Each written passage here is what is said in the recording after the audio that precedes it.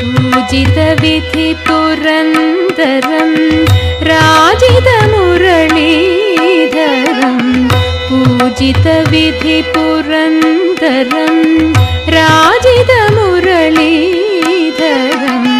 व्रजललनानन्दकरम् अजितम् उदारं कृष्ण स्मरशत सुभगाकारं निरवधि करुणापूरं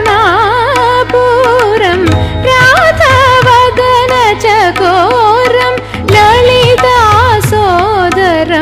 परं पावन गुरु पवनपुराधीशमाश्रये गुरु पवनपुराधीशमा